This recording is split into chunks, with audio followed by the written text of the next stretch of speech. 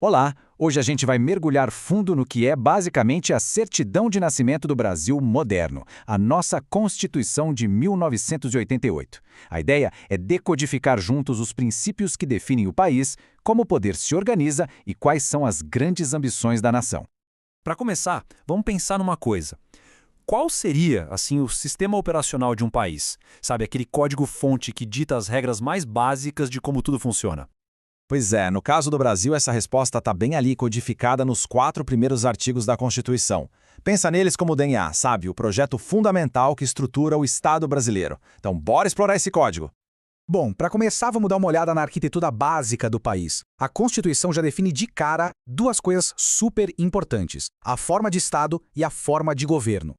A primeira grande peça desse quebra-cabeça é que o Brasil é uma federação. E o que isso quer dizer? A palavra-chave aqui é descentralizado. Diferente de um lugar onde o poder fica todo concentrado numa única capital, aqui ele é dividido. Tem o poder da União, o dos estados e o dos municípios. E olha só que detalhe importantíssimo. Essa união é indissolúvel. Na prática, isso quer dizer que nenhum estado pode, legalmente, decidir: cansei, vou sair do Brasil. Isso não pode acontecer.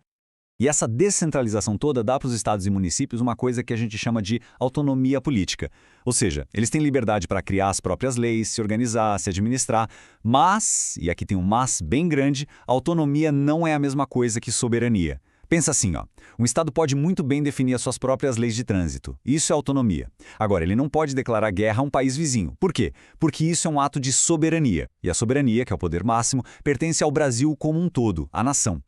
Beleza? A segunda peça é a forma de governo. E aqui é simples. O Brasil é uma república. Essa tabela deixa a diferença bem clara, né? Ao invés de ter um rei ou rainha que herda o poder e fica lá para sempre, como numa monarquia, a gente elege um presidente. E esse presidente tem um tempo certo para governar, um mandato fixo. E o mais importante, ele tem o dever, a obrigação de prestar contas do que faz. Ok, então a gente já entendeu a estrutura, o esqueleto do país. Agora, a pergunta é, como é que o poder funciona dentro dessa estrutura? Quais são as regras do jogo? E a gente começa com a frase que é, talvez, a mais importante de toda a Constituição.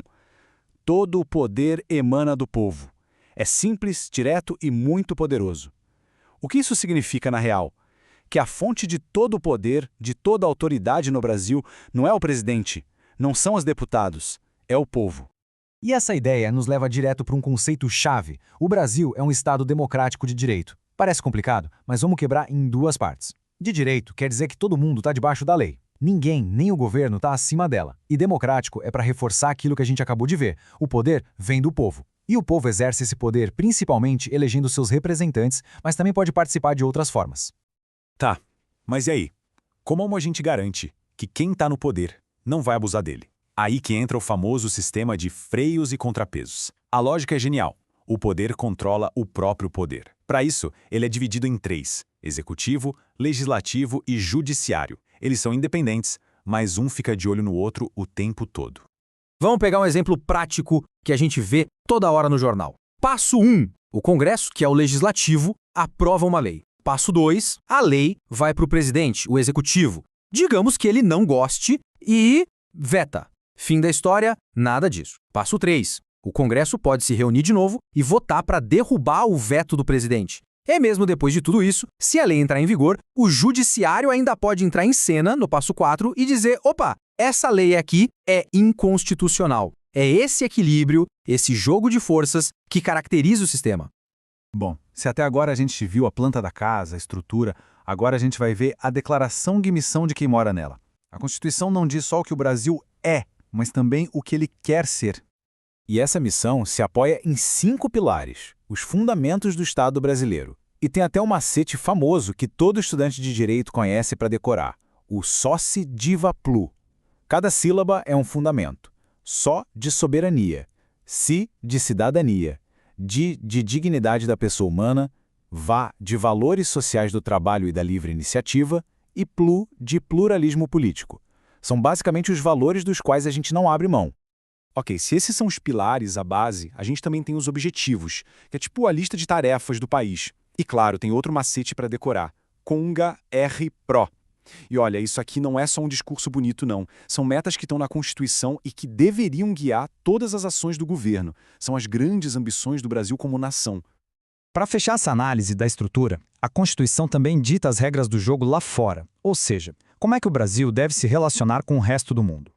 E os princípios são bem claros, né? Coisas como independência nacional, botar os direitos humanos em primeiro lugar, a autodeterminação dos povos, que é deixar cada povo decidir seu próprio rumo, não intervenção, e também a busca por resolver conflitos de forma pacífica, e um repúdio total ao terrorismo e ao racismo. Além disso tudo, a Constituição ainda coloca como objetivo a busca por uma maior integração com os nossos vizinhos aqui da América Latina. Então, resumindo a ópera, o que esse projeto constitucional nos mostra? Ele pinta o retrato de uma nação que foi pensada para ser uma democracia forte, onde o poder nasce do povo, é controlado pela lei e tem uma missão muito clara: construir uma sociedade mais justa, mais solidária e que age de forma pacífica no cenário mundial. E tudo isso nos leva a uma pergunta final para a gente pensar. Porque, veja bem, a Constituição é o projeto, é a planta baixa, mas uma coisa é o projeto no papel, outra bem diferente é a construção no dia a dia. E aí fica a reflexão. O quanto o Brasil que a gente vive hoje está perto ou longe desse projeto original? A resposta para essa pergunta, bom, ela define não só o nosso presente, mas também o nosso futuro.